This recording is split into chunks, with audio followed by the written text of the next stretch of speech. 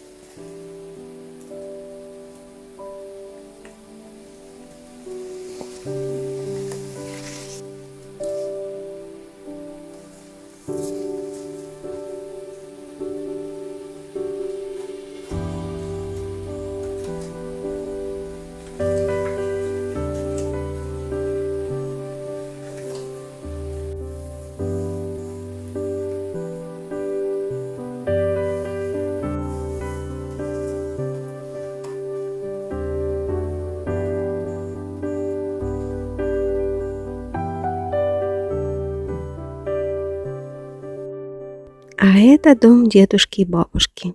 Дом, в котором родилась и выросла моя мама, ее братья и сестры. И этим летом я решилась попробовать исполнить свою давнюю мечту и увидеть его собственными глазами.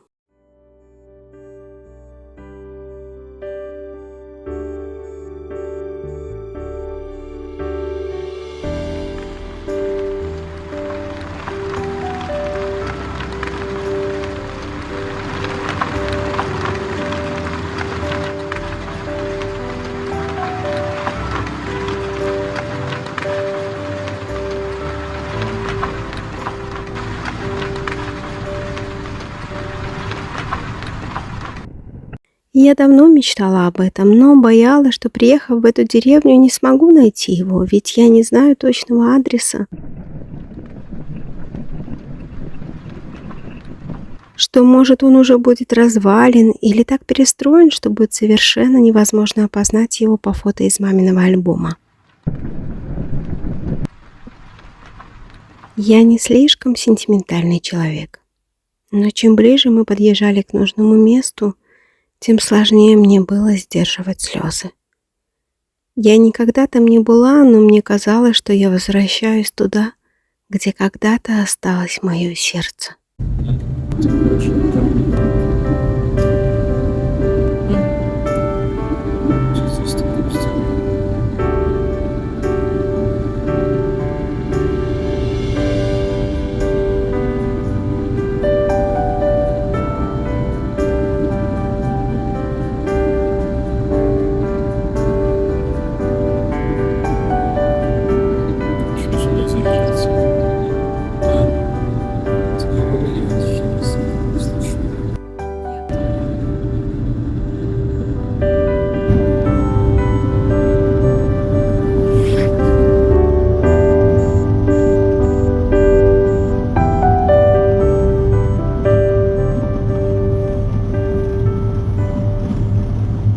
Мой старший брат заверил меня, что я без труда узнаю его, что он там такой один, большой белый дом, к которому ведет аллея деревьев. Та самая липово-кленовая аллея, которую, как рассказывала мне мама, посадил ее папа, а мой дедушка. Как же они выросли! Он был бы, наверное, очень горд и за них, и за себя, увидев, какими могучими они стали.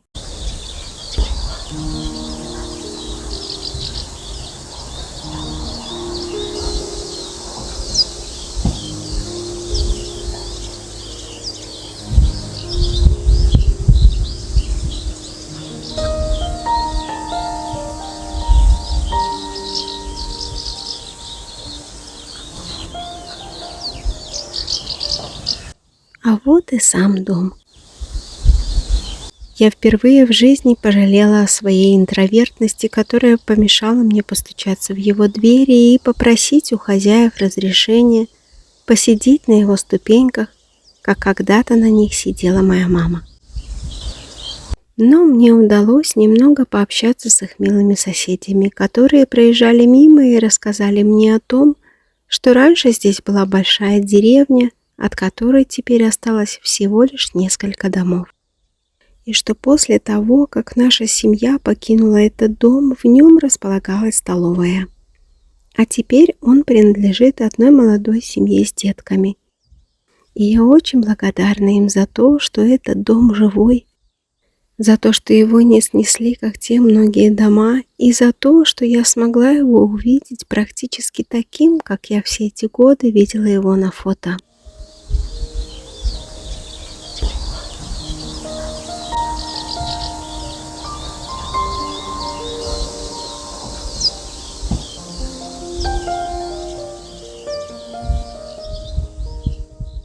Мне очень не хотелось оттуда уезжать.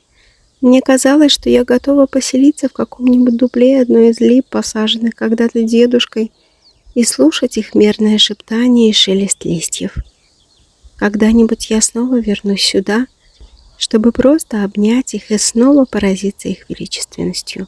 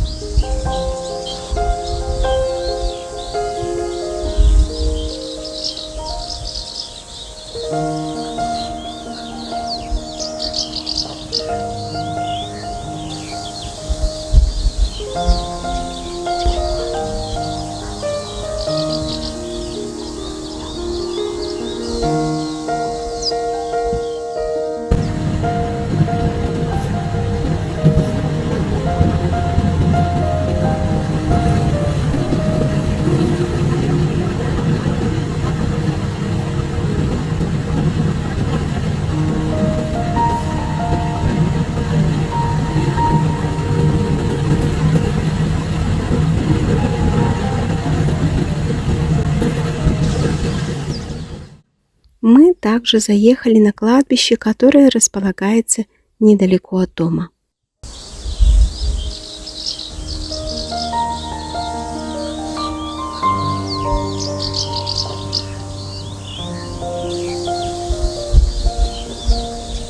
Я не очень сильно надеялась, что найду захоронение кого-нибудь из своих родных. Бабушка с дедушкой похоронены на другом кладбище, но здесь должны быть прабабушка и прадедушка. Но это было так давно, и надежды на то, что что-то сохранилось в том состоянии, чтобы можно было узнать, где чей памятник, было немного.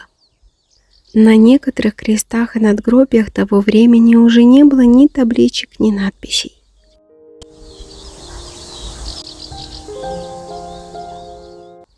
Но и здесь мне повезло. Я все-таки нашла памятник своих прадедушки и прабабушки, а также своей двоюродной сестрички, которая совсем малюткой стала ангелочком.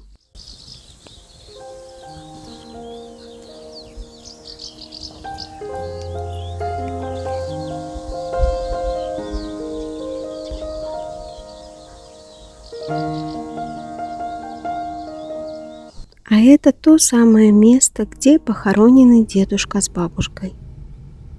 И где, бывая летом на каникулах, в гостях у тети Хели, я всей душой полюбила деревню за ее простоту, свободу, легкий ветер, кукареканье петуха на рассвете.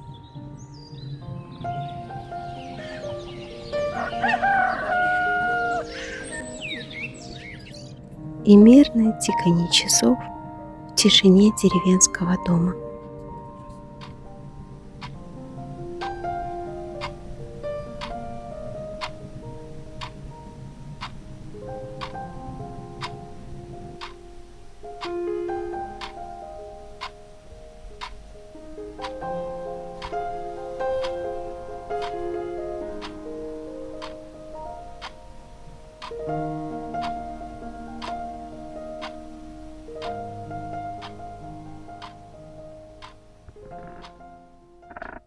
И я очень рада, что, повзрослев, не забыла об этом и осуществила свою детскую мечту, переехав жить из города в деревню.